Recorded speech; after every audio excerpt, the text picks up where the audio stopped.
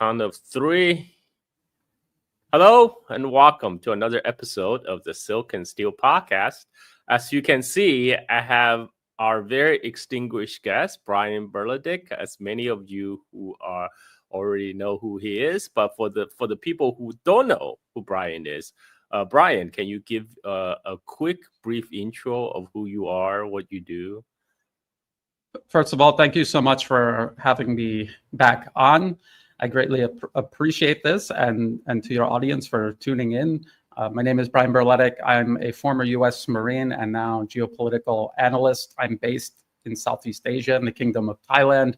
I got involved in geopolitical analysis specifically because of U.S. interference here in Thailand, in Southeast Asia.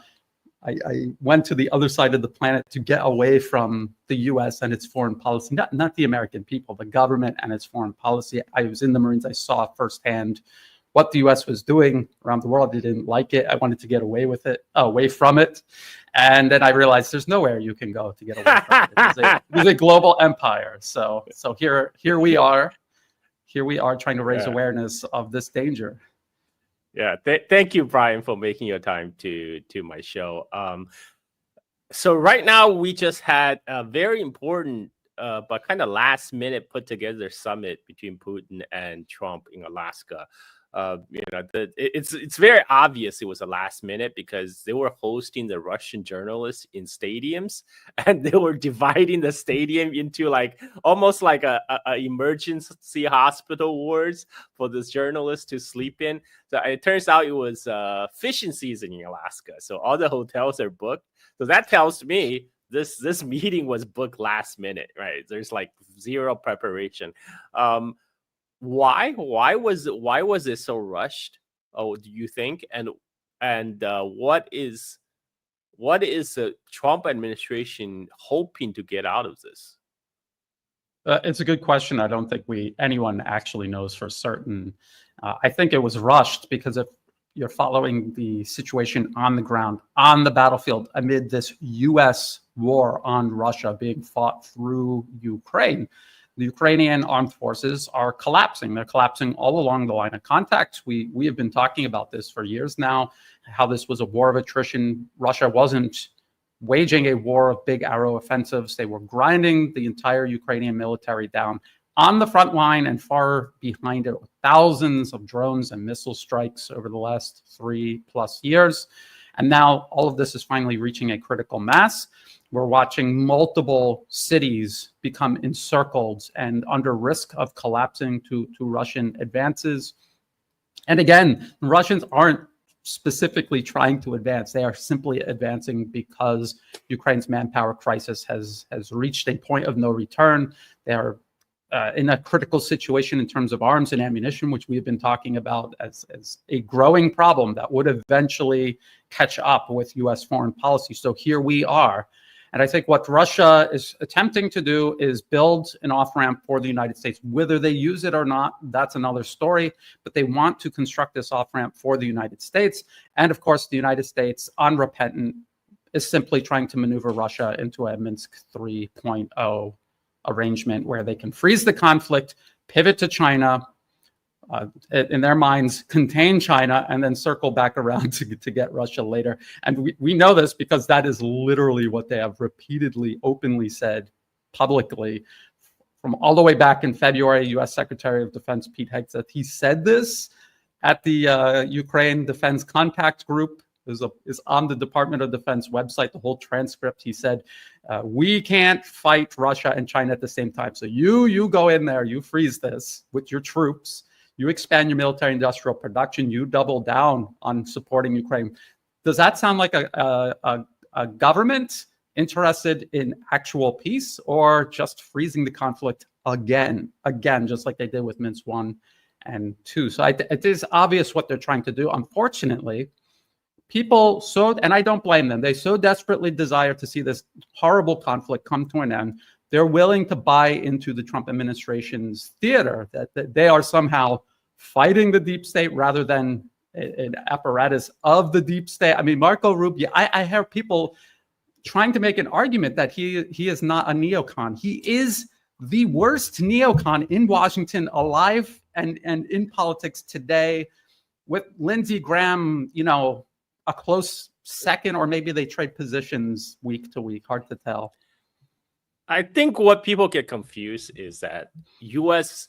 U.S. elite is not a monolith. There are different factions of oligarchs fighting for power, different So, one faction of the U.S. security establishment has been saying for years, you can listen to Professor Mearsheimer, for example, that U.S. should not waste its time in Eastern Europe with Ukraine. U.S. should drag itself out of the Middle East because China is the biggest problem for U.S. because China is the closest peer competitor, and United States need to concentrate all its resources to contain China.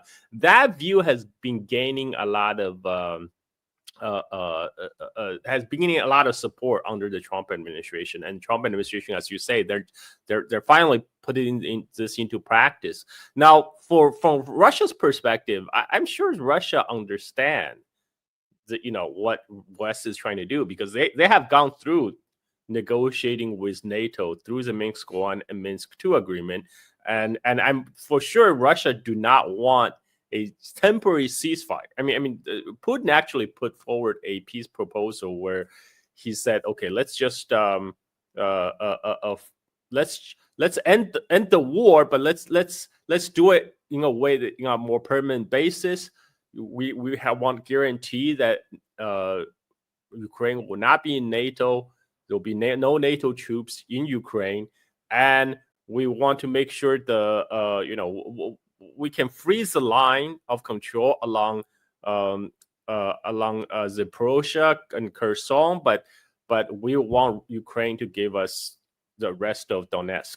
Now, do you think that's do you think that those are the terms that Trump administration could abide by? I'm sure Zelensky would not love that. I don't think that for Ukrainians that's a deal they're willing to accept, is particularly Zelensky administration. But we also know it's not really up to Ukrainians at this point. It's really up to Washington and NATO that has been financing this war. Do you think Trump administration is, they are willing to accept those terms on Russia's term? Does it even matter? Because the whole reason this conflict is raging in the first place is because there was already an agreement regarding Ukraine and its neutrality, and it was enshrined in the Budapest Memorandum that the U.S. flagrantly violated. Just in every conceivable way.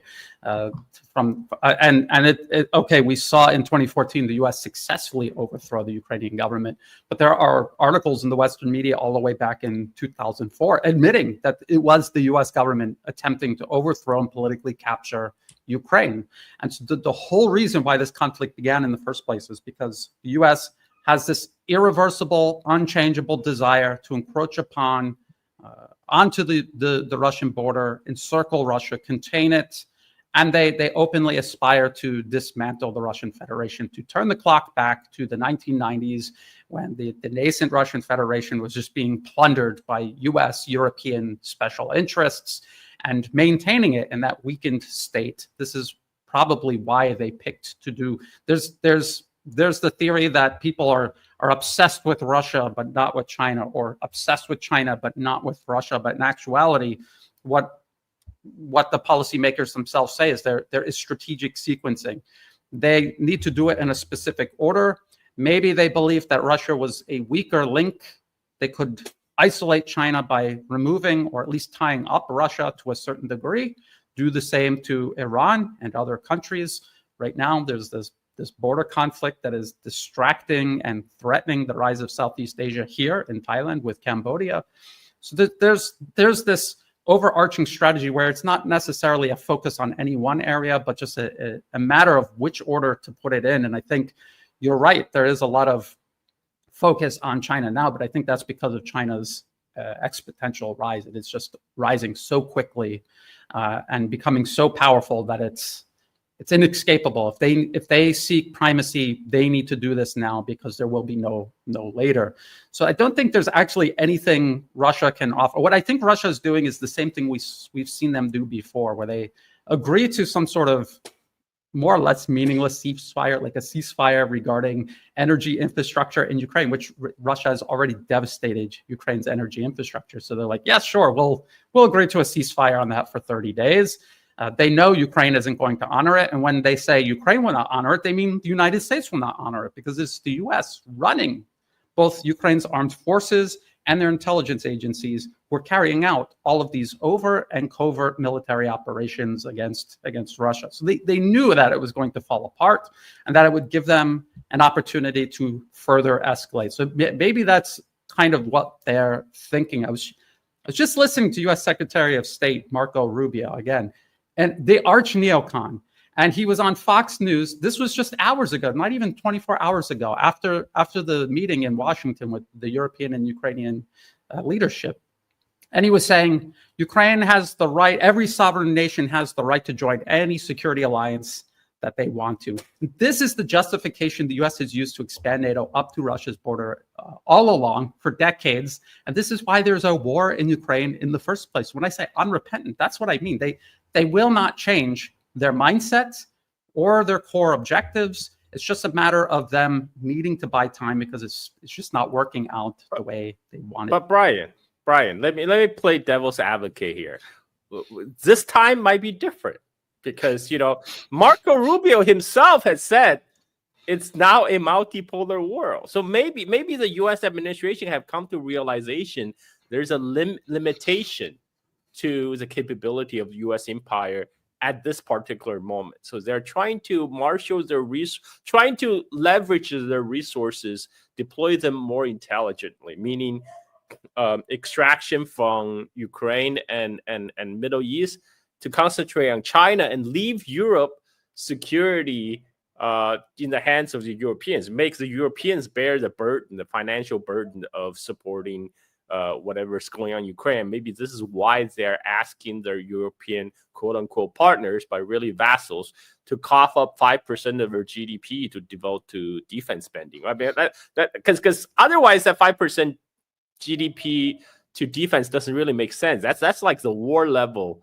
of defense spending when Europe is technically not. I mean, at least EU is not at a war. Even though we know it is, it's doing a proxy war via Ukraine. So wouldn't it might not be the intention of U.S. to give up its global hegemony, but could it be like a tactical retreat? Like they are just shifting the resources, like what they did during the 12-day Iran Israel war, when they have to shift some of the air defense systems from Ukraine to Israel because they just don't have everything to go around for both places. Like, wouldn't that be an incentive even for U.S. to keep its end of the bargain in terms of working toward a peace settlement in Ukraine? That's the official narrative. That's what they're saying, that Europe needs to step up to guarantee European security. But all European security in this context is a euphemism for pursuing U.S. hegemony. Europe doesn't need protection. From who? Who's threatening Europe? Nobody. Before the U.S. created this conflict in the first place in 2014, Europe and Russia were working together. Russia was selling hydrocarbons. They were importing European goods. They so desperately didn't want to disrupt this arrangement that the U.S. held this over Russia's head in a bid to try to get them to allow essentially the capture of Ukraine by the United States and its de facto NATOization. They used the arrangement Russia had with Europe as leverage to try to prevent them from launching the special military operation in the first place. But Russia realizes this is existential. They can see the big picture and how the United States isn't interested in any sort of actual peace. They just need a pause. But for the reasons you just mentioned, resource scarcity. Secretary Hegseth literally said that in February. He said, resource scarcity, what he's saying is we need to pause it here so we can deal with China now, so we can deal with Russia later. There's no interest in peace with Russia or anyone else for that matter.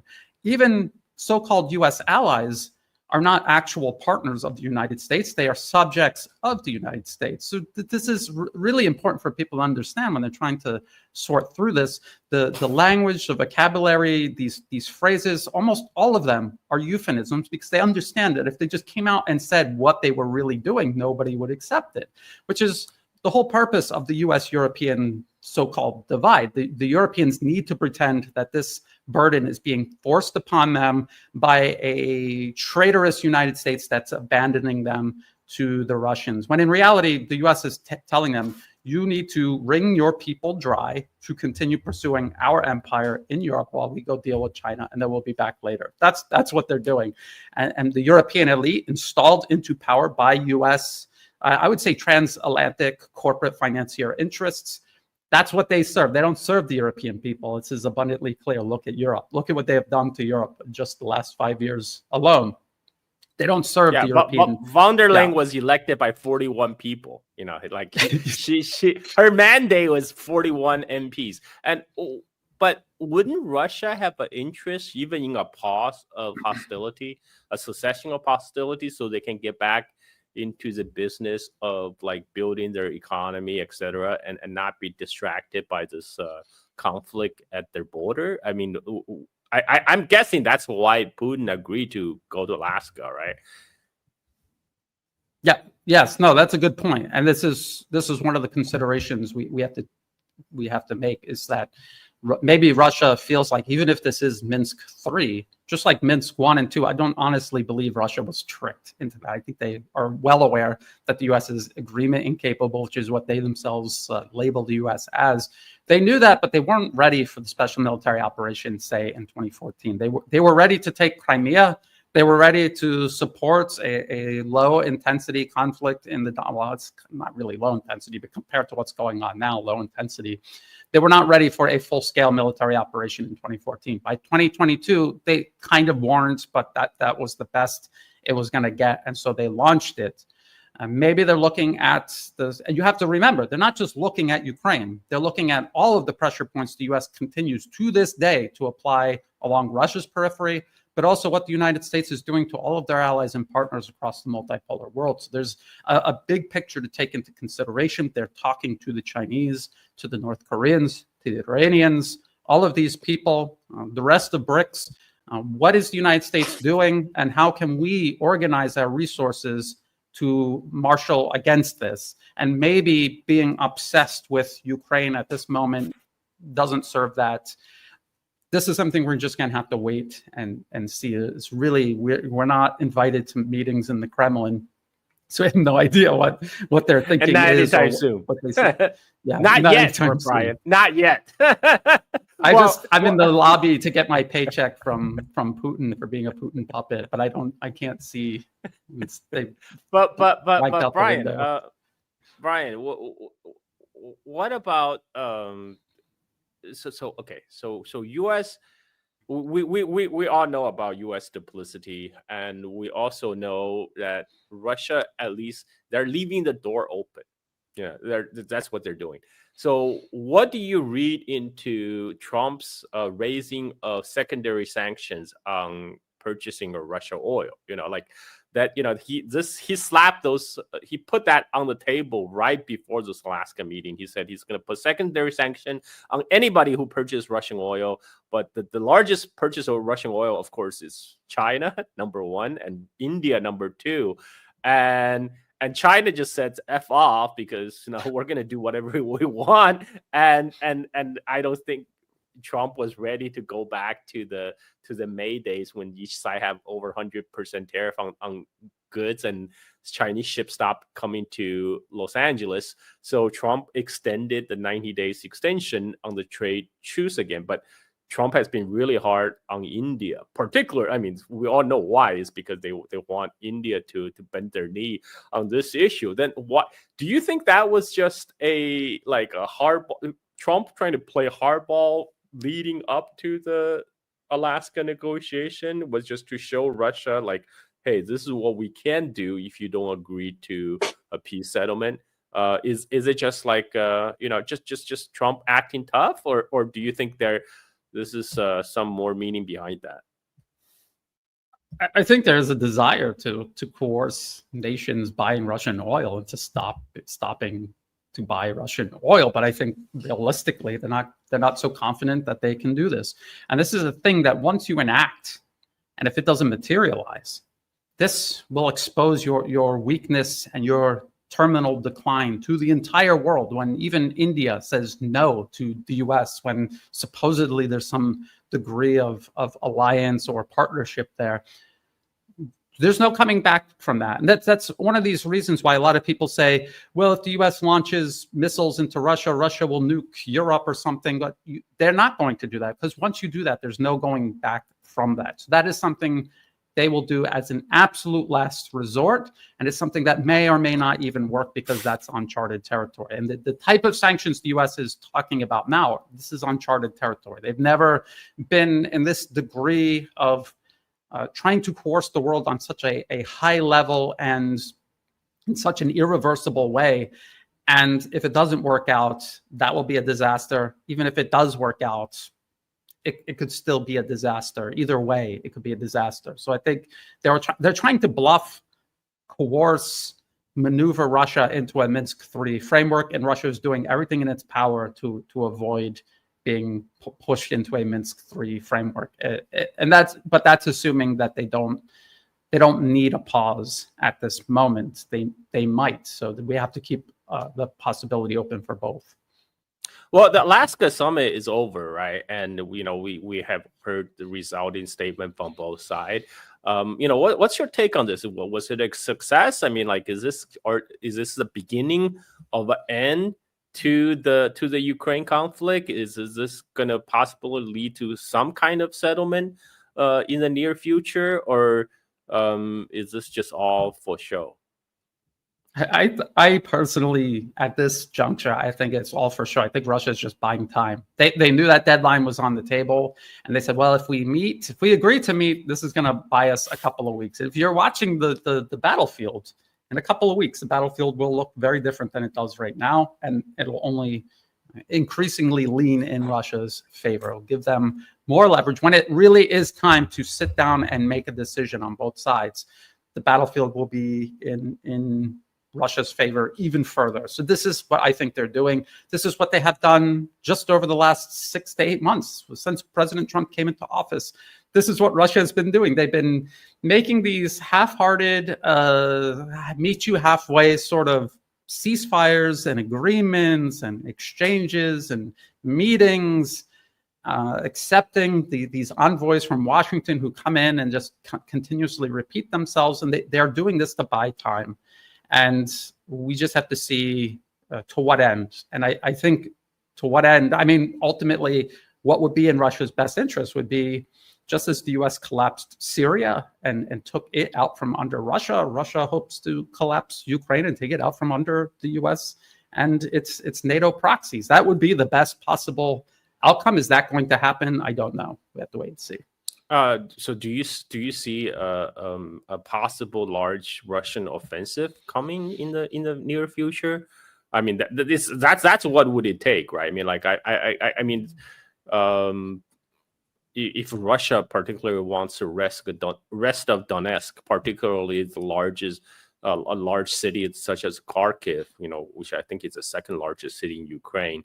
They're gonna have to fight for it, and because I don't see Ukrainian side agree to give to the terms that Putin laid out, which is to give the rest of Donetsk to Russia, and then there's a question: how far would Russia go? Would that mean going as far as Odessa, cutting off the access to Black Sea for Ukraine, making a complete kind of landlocked rump state, or because I think John Mearsheimer said, right, intention doesn't matter. It's all about capability.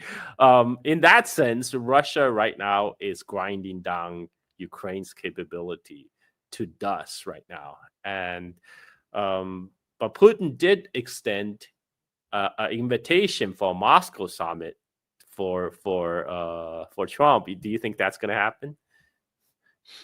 I don't know. I mean, President Putin has a habit of just being overly polite, being diplomatic, which I think world leaders should be diplomatic. And sometimes it looks bizarre because we're so used to Western leaders just blurting out whatever they're thinking, this sense of entitlement and impunity that they have, and a general disrespect for absolutely everyone, adversary and ally alike. So I think that's mostly what it was. I mean, it's not impossible, but at this point, at this juncture, probably unlikely. Again, we talk about a big arrow offensive to take the rest of Ukraine, but look at what happened in Syria. They were just putting pressure. They crashed into the lines, and the lines just dissolved because the Syrian military was hollowed out. There were no resources available from Russia or Iran to build them back up, and they just collapsed and they dissolved. They tried to fight, and they were just brushed off the battlefield. And it wasn't really an offensive. It was just these forces filling a void where the Syrian forces left. And so something similar could happen in Ukraine. But are we at that point yet? I don't know. I mean, the acceleration on the battlefield, just as a matter of attrition, not even from a big arrow offensive from Russia, you can see it from month to month, and now even day to day how it is accelerating. So where is the breaking point? And is that why all of this has been so rushed? Is that why I think even back in February, it was actually toward the end of the Biden administration, it was obvious that this was coming, and they began making arrangements. And this is when they began talking about getting European troops ready to go into Ukraine. This is exactly what was happening in Syria around 2014, 2015. The U.S. proxies were facing collapse when Russia intervened. They were facing collapse. So the U.S. and Turkey, well, the U.S. was already there, but they moved in and they froze the conflict. They created no-go zones where Russian, Syrian, Iranian forces couldn't touch them, and they froze it right there. And then they started working on extending Russia and Iran everywhere else so that they could hollow out the Syrian military and eventually collapse it. So again, division of labor, strategic sequencing, that is what they did. They have entire policy papers about how they're going to put all of this pressure on all of these countries, not just Russia in the 2019 RAND paper extending Russia, but on Iran, on China, and everyone in between. They have a plan for everybody. That's how they work. They pile on pressure, they distract you, they mire you in a quagmire, they prevent you from helping your allies, they prevent your allies from helping you, and they separate everyone, and they defeat each one in detail because they're not powerful enough to do it all at once. And so it's a matter of the U.S. applying this strategy, Russia and its allies and partners figuring out how to manage and balance their resources to counter this. And ultimately, who is going to be successful? It's going to be whoever manages this balancing act better. Well said. But let's address that big elephant in the room, right? Because the whole reason U.S. felt compelled to do this, one is because Russian military success on the battlefield, but two is, as we already addressed, a resource constraint because U.S. felt it needs to pivot more to Asia to confront China. Would the U.S. goal succeed? Would U.S. be able to pivot to Asia to shift its resources to confront China in the Western Pacific? Because that's the end goal, right? That I think we can pretty much agree that's the end goal of the Trump's push for peace settlement in Ukraine, whether it's a more permanent peace or a temporary Minsk 3 level of ceasefire. Their goal is to focus more on China. Now, what's your take on that? Do you think Trump administration will succeed in their aim? I mean, there's so many layers to that. Even if they can take absolutely all of their resources and pivot and completely face and confront China, are they going to succeed? They're talking about fighting a war, the largest population on one of the largest populations on Earth, with the largest industrial base on Earth, with one of the largest militaries on Earth, with nuclear weapons, with the largest ballistic missile arsenal in both variety and quantity on Earth. And they're trying to fight that war on the other side of the Pacific Ocean from where the US is actually located on a map. So just all of that already doesn't add up in America's favor. It is irrational. It's absurd, and it's the absurdity that we see from empire all throughout human history, and this is no exception. They don't really think that they're going to fight and win just an outright war with China. The goal actually is to trigger some sort of conflict, to create the same sort of international pressure on China that they created for Russia following both 2014 and then 2022. And the goal is, and they're already putting all the pieces into place to do this, to cut off Chinese maritime shipping. They're already waging war against the Belt and Road Initiative. People don't really pay attention to this. The U.S. has armed terrorists all around the world attacking the Belt and Road Initiative. In Pakistan, in Myanmar, they were killing people in Xinjiang, inside China itself. The U.S. has forces on the island province of Taiwan, which is Chinese territory. Yes, Carl. But Brian, this is okay. So there's some interesting development because you brought up Belt and Road Initiative and attacks on Chinese projects in Pakistan. Because recently there's an interesting development. There seems to be a soft rapprochement between Pakistan and United States in the aftermath of the Pakistan-Indian conflict.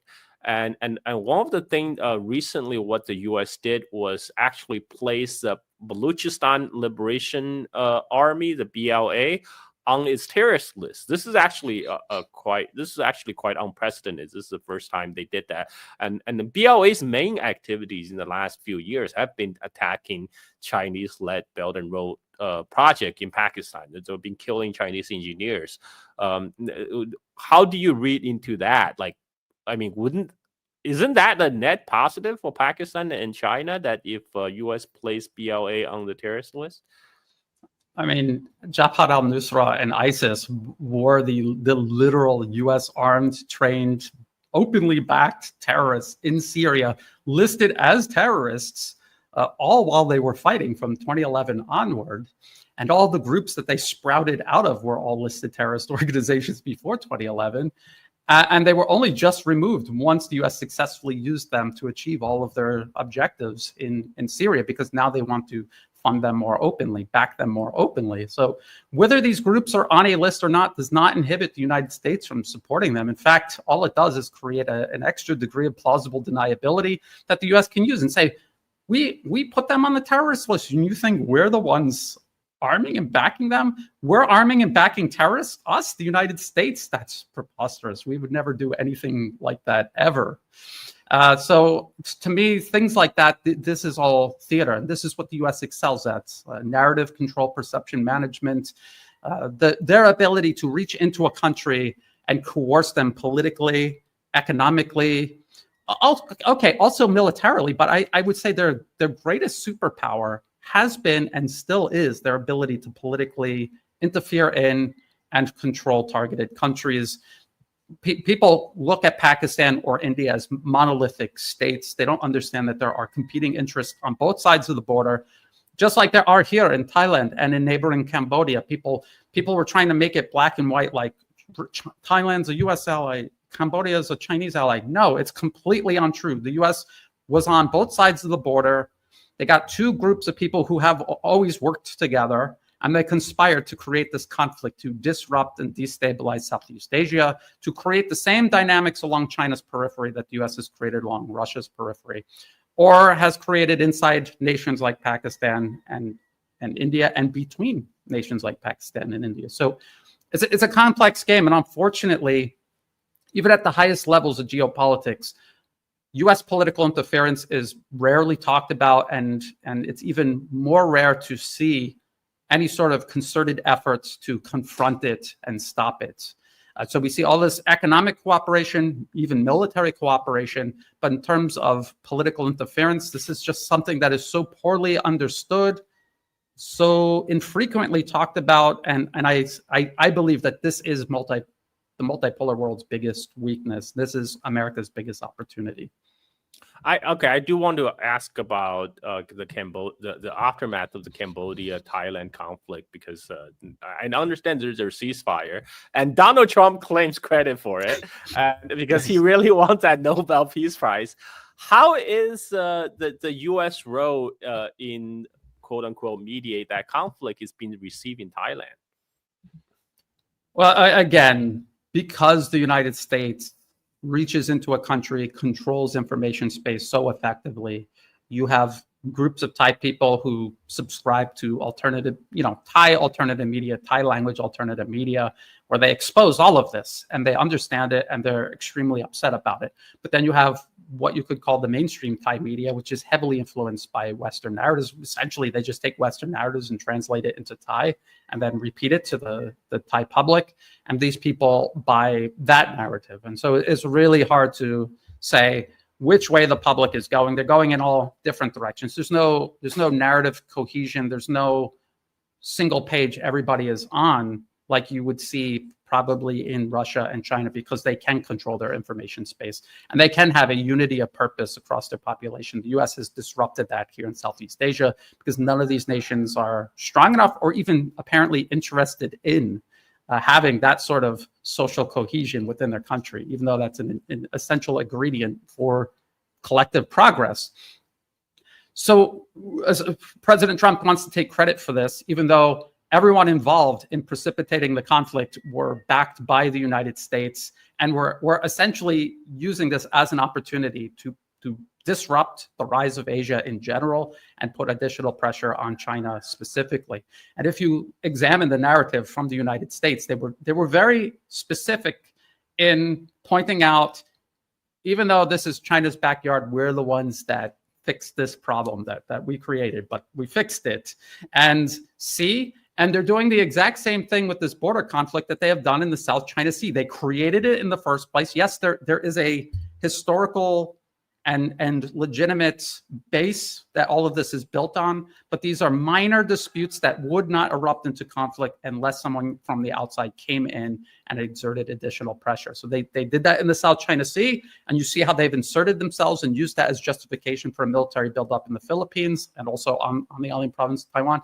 And now they're doing the exact same thing with this border dispute between Thailand and Cambodia, and they're trying to do it on both sides of the border. They've used other issues in Southeast Asia, like the Mekong River and resource management. They've used that as an attempt to recreate the success they've had in the South China Sea, to replicate that deeper inside the heart of Asia, Southeast Asia. And so this is the game that they're playing. That's what all of this is a manifestation of. So you talk about this tyranny of distances for U.S. to cross the entire Pacific to fight China. But I think U.S. understand that problem. This is why they're trying to construct alliances to contain China, right? That's why they're trying to loop in Japan, South Korea, Philippines, Australia, and this is why we have our FBI director, Kash Patel, went to New Zealand to set up an FBI office. You would ask, what the hell is an FBI office doing in New Zealand when he should be giving us Epstein files? But I think that's my take on that was they're probably just the FBI office was set up to help to crush any kind of dissent in New Zealand who are possibly against a confrontation with China, because New Zealand is often seen as like the weakest link in the Anglo Five Eyes countries, and this is exactly what they did in Australia and Canada. They will, through their intelligence agencies, they will release some report about Chinese interference in our election, in our political process, and then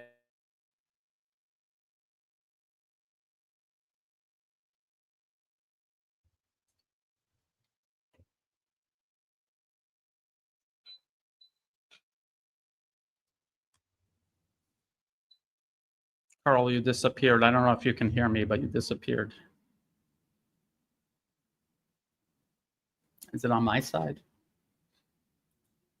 Else we can edit this out. I think it's on your side because my internet is working. Send you a message.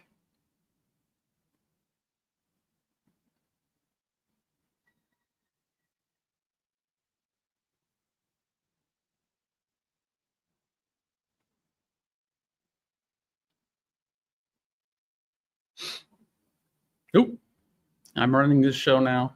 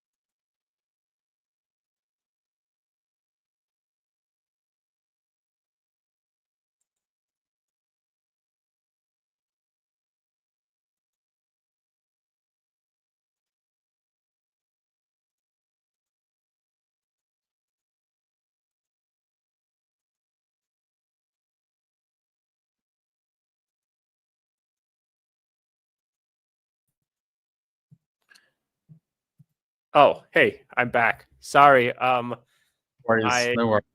yeah, my internet just always goes out once a day, but it's at different time of the day. I never know when that's gonna happen. That's all So right.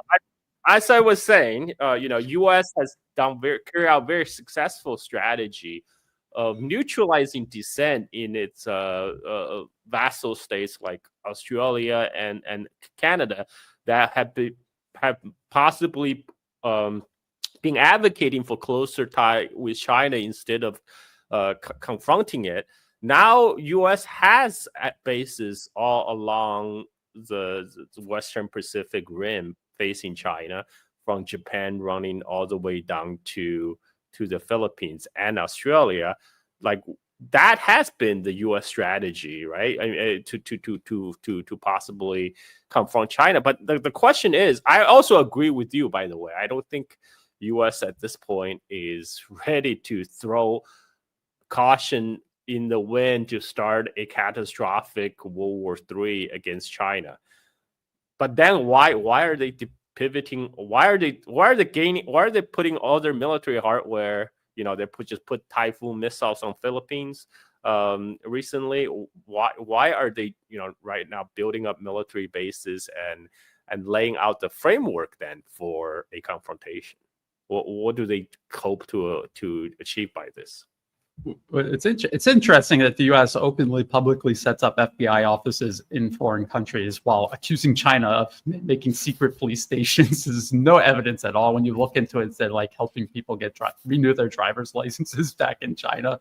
But anyway, that absolute hypocrisy and propaganda aside, you mentioned the tyranny of distance. This is what all of the think tanks where U.S. foreign policy actually forms and emanates from.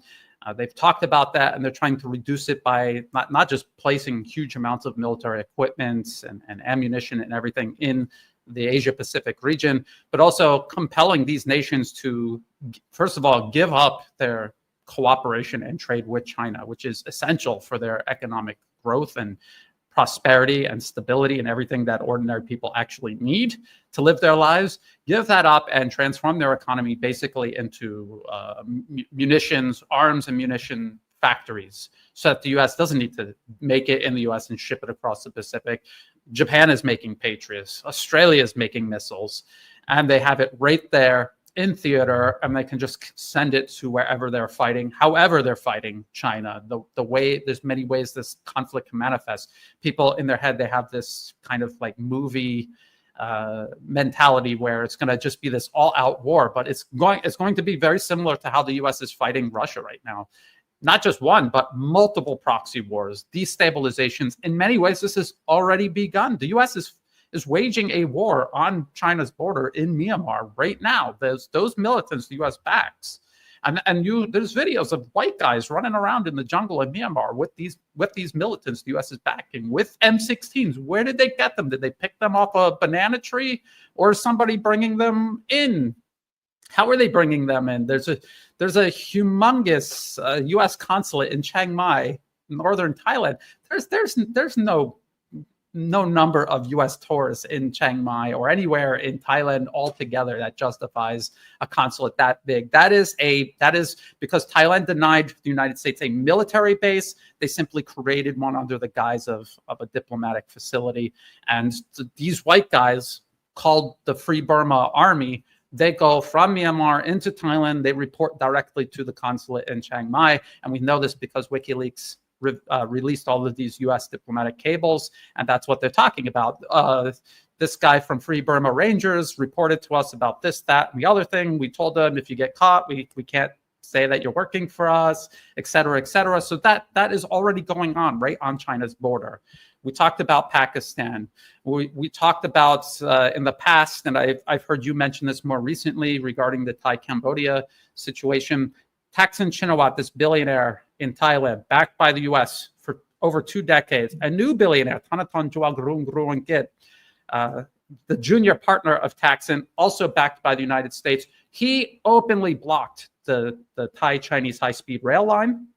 He openly said in public, we're too close to China. We need to pivot back to the United States, Europe, and Japan. Never explained what these other countries have to offer that is equal or better to what China is offering. He just said we need to pivot back, which is, again, the default position of all U.S. proxies.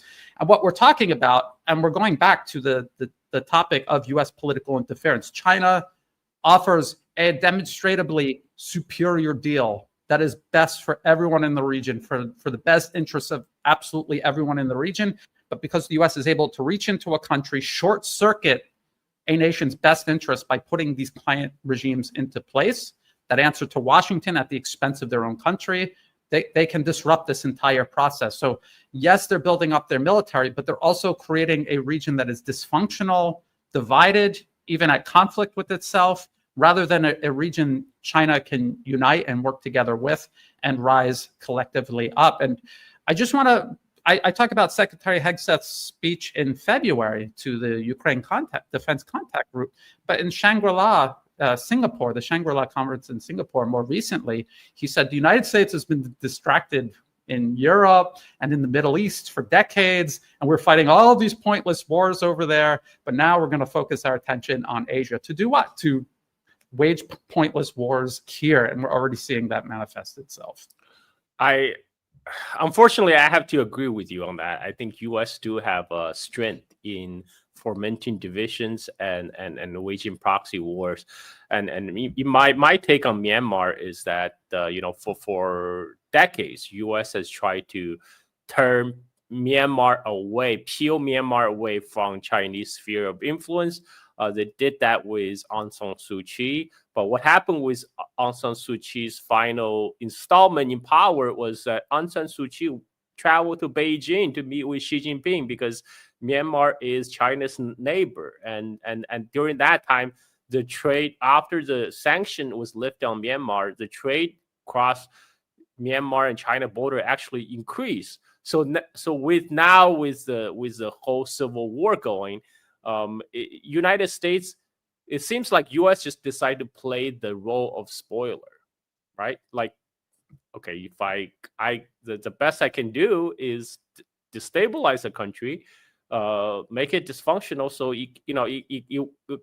China can't do anything in that country. And I think that's what they did. Not that I'm a fan of the Myanmar military junta government, but I think the internal divisions play to advantage of United States that just want to destabilize the whole neighborhood of China, which they have done very successfully.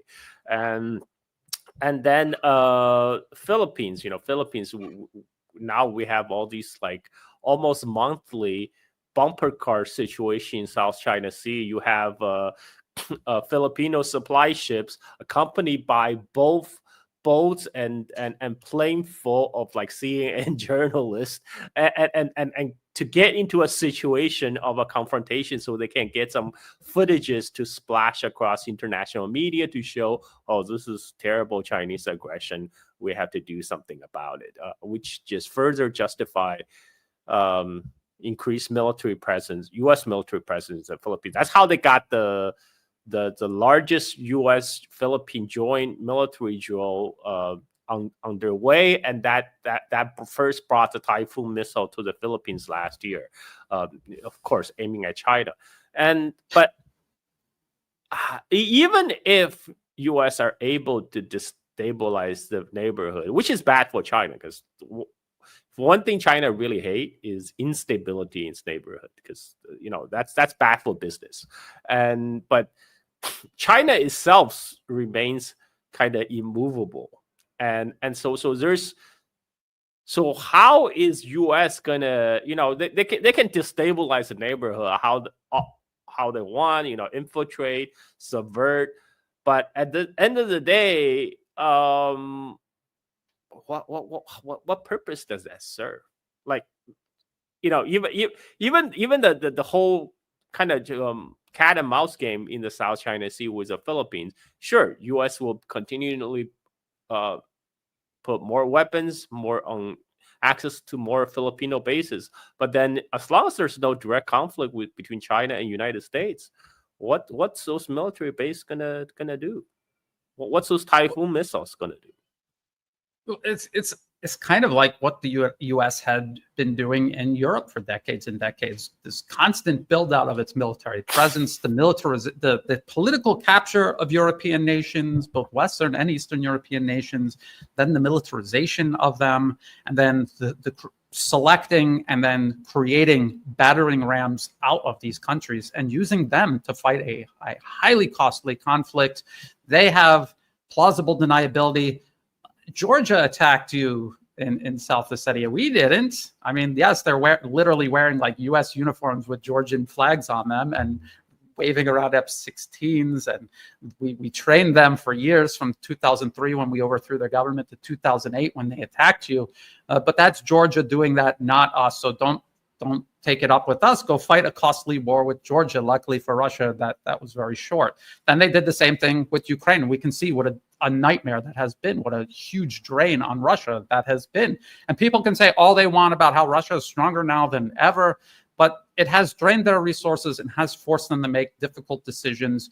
They lost Syria because they were so tied up in Ukraine. That is a fact, whether people want to admit it or not. And they're doing the exact same thing to China here in the Asia-Pacific region. And I don't know what China's plan is, because when you look at China, if you've been to China, I have, people who have been to China, they see with their eyes. It's something you cannot even describe until you see it with your own eyes, how immense, how off the scale everything is that's going on there. And when President Xi Jinping says this is an ocean, not a pond, you can't disrupt it by throwing a rock into it. That's what he means. But on the other hand, is that China's strategy is to just continue cultivating power internally, working with others when it can, accepting that it can't when it cannot, and just weathering and waiting out the United States? Or is it just because they are completely incapable of confronting the U.S. in terms of information warfare and helping partners defend their information space in the same way they sell weapons to these nations to defend their physical domains of national security? I don't know the answer to that. I would think that why not do both? Like, why couldn't you help a country like Thailand find people in Thailand willing to work with you in building up alternatives to Silicon Valley-based social media platforms who use algorithms specifically to compromise the peace, stability, and best interest of that country. And they, not just Thailand, but all of Southeast Asia, almost all of these nations depend entirely on US social media platforms to shape their information space. And in the 21st century, information space is as important as your airspace, your shores, your land borders. And if you're not defending your information space, it's like you left your airspace open, or you have no one on your borders protecting it. I mean, that really is the consequence of not defending it properly. And there's a long and ever-growing list of countries where they failed to protect their information space. The U.S. infiltrated it, divided that country, and completely destroyed it. The Arab Spring is a entire region of the planet the U.S. burned to the ground through this process, and still to this day, it doesn't really seem to be a priority among BRICS or the Shanghai Cooperation Organization. They talk about traditional domains of national security, but this seems to be not just an important one, but the most important one, because ultimately, what is human civilization? It's not cities, countries, and borders. It's a collection of human minds, and whoever controls those minds controls everything else. Well, I agree, but I think we also have to acknowledge, U.S. still have tremendous amount of soft power. I mean, this is why everybody uses U.S. platform, right? Facebook, WhatsApp, and they also had the first mover advantage, right? Because the product's already out there. I think it will take time. And another thing is, it needs to come from the drive toward national sovereignty over internet space, information space, that need to come from those countries themselves. Like countries like Iran, Russia, they were kind of forced into it. They were forced into it by the Western pressures to develop their own online platform. And China is very similar. And but China, Russia, they were able to do that. One, they also have large population. They have, they have the momentum. They have the capability. For other smaller countries, of course, they just go with whatever is the most dominant platform, which happened to be American. I think you'll have to the drive for like informational space sovereignty will have to come from those countries. I don't think people felt. I mean, I'm sure people are aware U.S. leverage this platform for infiltration, for subversion. But I think in many of these countries, there's also there hasn't been as much urgency for building internet sovereignty, as it was for places like China or Russia. So we'll have to wait and see, I think. But in the meantime, China is developing its own capabilities around the area it cares about deeply, which is Western Pacific, its own neighborhood. You're seeing China is continually roll out more ships for their navy.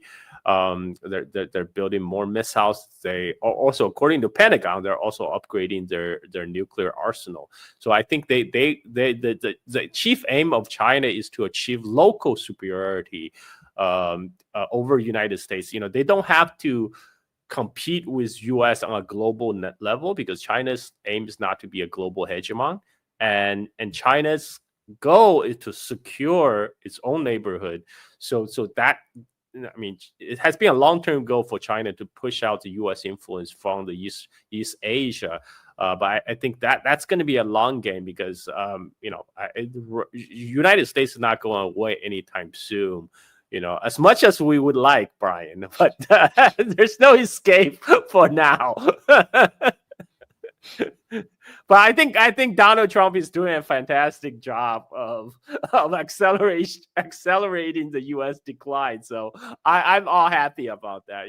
He's my president for accelerationism. Any last word before we wrap it up, Brian? Well, I think you bring up probably the most important point. I think a lot of people miss this, and I think it's because of, and I understand why they do this, but it is wishful thinking. When you start to study what the US is doing around the world, it's horrifying when you see what they are doing to real human beings. If you live in a country targeted by US interference and you see people getting hurt or dying, or you see streets that you've walked along with your friends and family burned to the ground, you understand how bad it is, and you have a deep desire to see it end. But as you pointed out, the United States is a massive superpower. It is dug in worldwide, and it is going to take a lot of time, energy, patience, and sacrifice to reverse that. And so people who, a lot of people wanted to believe President Trump was fighting the deep state. No matter how obvious it is, he is completely facilitating the deep state. And I remember this so vividly when he was picking his cabinet, and he said Marco Rubio. People didn't even believe it. But now, because they have to rationalize what they wish was happening with what is actually happening, like maybe Marco Rubio isn't so bad after all. I mean, like, I was reading the comments under the Fox News interview where he's basically reiterating the whole mindset that started the war in Ukraine in the first place. And in the comments, oh, he speaks so well, he's so articulate, he's such a great speaker. It's like you're admitting that he's manipulating you, and you're not even thinking about what he's saying. He's literally telling you the war that we said is Biden's war, it is a proxy war, we're just going to continue, but by dumping it on Europe. That's what he was saying on Fox, and people are like, they don't get it. So anyway, my final thought here. I mean, but that's human nature, and human nature, like anything else in nature, a force of nature, can be harnessed and used for your own ends. Like a river, you can dam a river and you can use it to generate energy, and you could take advantage of people's human nature, and you can manipulate them. You can have their whole nation walk off a cliff into oblivion, like they're doing to Ukraine. Till people wake up to that reality and understand that, again, the battlefield is inside your own mind, not necessarily in Ukraine or Syria. I mean, it is also, but fundamentally, it's all taking place inside our minds. And that's where we have to also, not only, but also fight the battle. And it's going to be a long battle. Multipolarism is not a done deal. If you look back at the Cold War, there was a lot of hope that the US empire would collapse and global socialism, or whatever they were calling it at the time, collective internationalism, would prevail, and it didn't. And here we are again. We have to be very careful to make sure that this time it does, by not fooling ourselves that it's a done deal and becoming complacent. Oh yeah, I mean, I don't know why people think Trump is gonna fight the globalist elite. I mean, the guy is literally part of a billionaire. Yes. Yeah, and he's look at his Treasury Secretary Scott Bessent, Soros, literally the right-hand man of George Soros. You think he's fighting the globalist elite? Anyway, so yeah, this I understand why people have that hope, because they do hope U.S. end the endless war and the endless intervention that does not benefit average people of the United States. But you know, you just got to be a little bit skeptical, Yes. and because these elite, they're just manipulating you for their own ends. You know, it's not Biden, Clinton, Trump. They're all they're the different side of the same coin, right? I mean, they might have their own squabbles among themselves, but they belong to the same elite class. You know, they all party together, by the way. Yes, there's photos of Trump side by side with Hillary Clinton, smiling ear to ear, both of them. Yeah. And then the whole Epstein thing. I mean, everybody was real big on that when Biden was president, and now they're not so keen on it. It's you know, and like that's they take advantage of the left-right partisan induced delusion that emerges in someone's mind. They pick someone, they're invested in them. They see only bad on the other side. They see only good in their side, and that is exactly, it's a strategy of tension. Empire has used it forever, and they're still using it today. Yeah, like you said, it's human nature, right? Because we like to see things like black and white in binary, but a lot of times there's a lot of gray, and especially in United States, there's a lot of gray. And so thank you, Brian, again for coming to my show to talk about this. I mean, there's so much things to talk about, you know, and you are the for people who are just introduced to Brian, he's a great follow for everything global geopolitics, particularly on the Ukraine front. I mean, his channel is amazing. Where can people find you, Brian? I just search the new Atlas on YouTube, and then in the video description of every video are all of the other places you can find and follow my work. I'm also on Telegram, Rumble, and X. And if BRICS ever gets their act together and makes their own social media platform, I will be on there in a heartbeat. I want to thank you also, Carl. You do excellent work. I was so glad that I was not the only person talking about Thailand and Cambodia. There was actually someone else in the English language out there getting it right and not falling into the pitfalls. So I greatly appreciate that. And again, thank you for having me on. I actually learned a lot from you, Brian. I mean, I think you are the one who actually lived there. You're the one who actually speaks the language, know the locals. Yeah, and follow Brian also for what's going on in Thailand. I mean, he's your real authentic expert. Thank you everyone for tuning in. Until next time. Bye bye. That was great.